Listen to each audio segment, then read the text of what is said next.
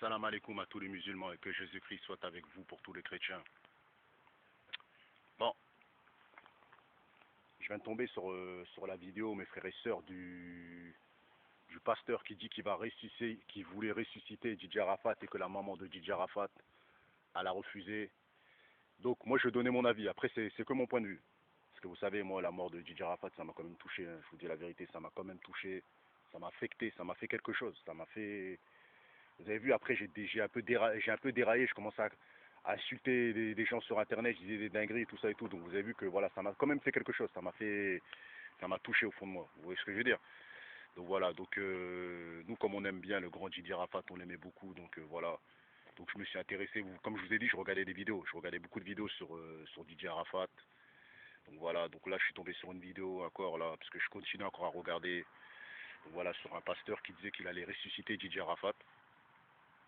Donc ça, ce qui est sûr, c'est que voilà, ce qui est sûr, c'est que la plupart des gens peuvent penser que c'est pour le buzz, comme même moi je l'ai pensé que c'est pour le buzz, parce que comme c'est un pasteur, vous savez, il veut ramener des gens chez lui, il veut ramener des gens, on va dire, dans son église, parce que voilà, pour certains pasteurs, il faut dire les choses comme ils sont, il y a certains pasteurs où ils sont sérieux, et il y a d'autres pasteurs, mes frères et sœurs, qui font v'là l'argent et qui sont hyper riches parce que tout simplement, ils font, voilà, ils demandent des offrandes, vous comprenez, hein, ils demandent des offrandes, et c'est devenu un sacré business. C'est devenu un sacré business. Au jour d'aujourd'hui, on sait très bien que les pasteurs, mes frères et sœurs, la moitié sont hyper riches grâce aux offrandes, parce que voilà, ils demandent une partie de ton salaire, voilà, ils demandent une partie de ton salaire au mois. Donc en fait, ils vont faire en sorte que il y en a tous les soirs, ils vont faire la tournée, tout ça et tout, et ils récoltent des pièces, parfois des billets, tout ça et tout.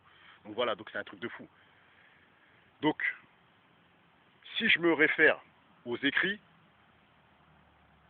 parce que nous on est des croyants, si je me réfère aux écrits, je me dis que ressusciter un mort, Jésus l'a dit lui-même, le prophète, Dieu l'a dit aussi. Donc voilà, il a dit que c'était des choses que voilà, si tu croyais en Dieu, si tu avais vraiment la foi, c'est des choses qu'on peut faire, mes frères et sœurs. Et ça, n'importe quel croyant, s'il vous dit que je dis des conneries, c'est que le mec il croit pas. Déjà, avec Dieu, l'impossible est possible. Vous comprenez? Ce qui est impossible pour toi, il devient possible à partir du moment où tu as la foi, où tu es avec Dieu, c'est clair et net, il devient possible. Si ta mère prend des médicaments pendant 40 ans et les médecins n'arrivent pas à la soigner, eh ben emmène-la chez un bon coq qui croit en Dieu, et ben la vie de ma mère, il va faire que ta mère prendra plus ses médicaments avec guéri. Tu comprends ou quoi? Avec la foi de Dieu.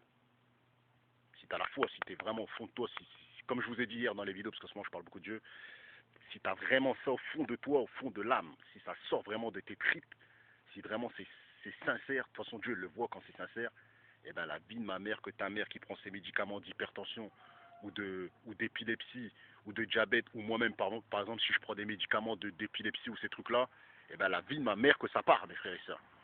Donc moi quand il m'a dit ça, quand le pasteur dit ça sur Didier Arafat, déjà j'étais content, et je me suis dit ce mec-là il connaît quand même les livres saints, il parle pas pour rien. Mais après, est-ce qu'il a utilisé ça pour faire de la publicité pour son église? Ça, après, on ne sait pas, mes frères et sœurs. On ne connaît pas le cœur des hommes. Nous, on est juste des gens qui donnent notre avis. Je ne veux pas dire, ah, le mec là, c'est un escroc. Il a fait exprès pour faire de la publicité, pour se faire connaître. Parce que voilà, grâce à ça, il s'est fait connaître hein, en Côte d'Ivoire. Mes frères et sœurs, tout le monde a vu tout le monde a vu.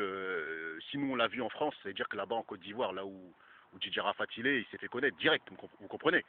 Et c'est pour ça, je pense que peut-être que la mère de Didier Arafat, elle s'est dit c'est pour du buzz, elle a insulté, elle voulait pas de lui, et les gens ne voulaient pas de ça parce que ils se sont dit que voilà c'est le mec qui va jamais réussir.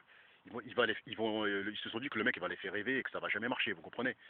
Mais moi je vous dis que voilà que dans les écrits c'est écrit que voilà l'impossible est possible.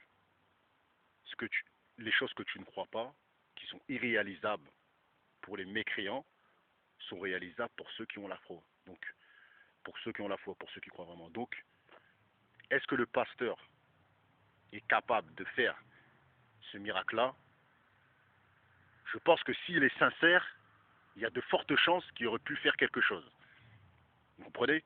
Il n'aurait peut-être pas pu le ressusciter, parce qu'il faut vraiment être vraiment un vrai serviteur de Dieu à 100%, mais il aurait peut-être pu faire en sorte qu'il reste un peu plus dans le coma et tout, avant qu'il retire les fils et tout ça et tout. Donc voilà, qu'il le débranche. Donc voilà. En tout cas, Les vrais croyants savent que voilà, croire en Dieu, c'est croire au miracle, vous comprenez? C'est croire au miracle et c'est croire aux choses surnaturelles, mes frères et sœurs, parce que on est dans un monde où voilà où les gens ils croient que voilà ils croient que quand ils ont un problème, il faut aller voir le médecin, ils croient que quand il y a un problème, il faut aller voir il faut aller se confier chez des amis, il faut aller ceci, cela. Non. Confie ta vie à Dieu, mon pote, et la tête à ma mère que tu verras que ce sera différent. Moi je te le dis. Moi je te le dis, mec.